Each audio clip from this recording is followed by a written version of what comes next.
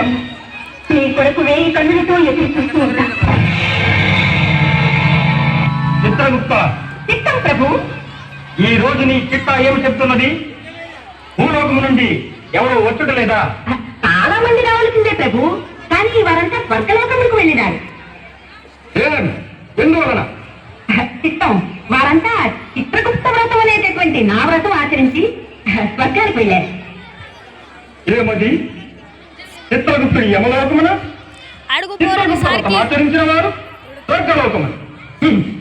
విచిత్రముగానున్నదే. అది విచిత్రము కాదు ప్రభు, అది పవిత్రం. ఆ వ్రతం భూలోకమందరి స్త్రీలందరూ ఆది నుంచి ఆలోకంతోనే ఆచరిస్తూ వస్తున్నారు. మరి వారి అభిష్టం తీర్చడం నా కర్తవ్యం కాదా ప్రభు? అటులనే మరి ఈనాడు ఎవరు వచ్చుట లేదా? ఎందుకు లేదు ప్రభు, భూలోకమున మార్కండేయుడనే చిన్నవారికి ఈనాటితో ఆయు పరిమాణం పూర్తయింది. కానీ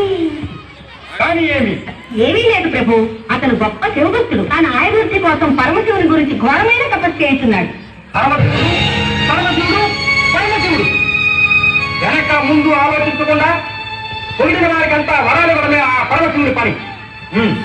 సరే, తక్షణమే మన యమకింకరులను పంపించి మార్కండేయుని ఇక్కడకు తీసుకొచ్చే ఏర్పాటు చేయి. ఆజ్ఞ ప్రభు.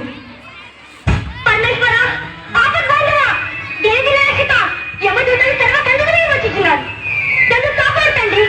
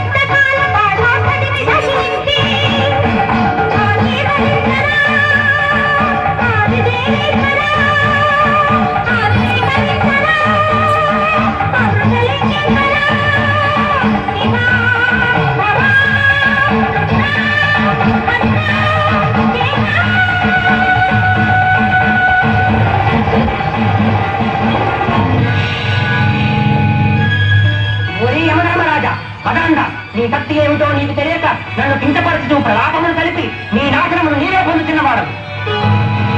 మార్కండేయుడు నా భక్తుడని తెలిసి నన్ను తెరదొచ్చిన వారి మీద పాఠము వేయట. దాని ఫలితమును ఇప్పుడే అనుభవించడం నీ అహంకారం ఇంతటితో అంతమందు కాక.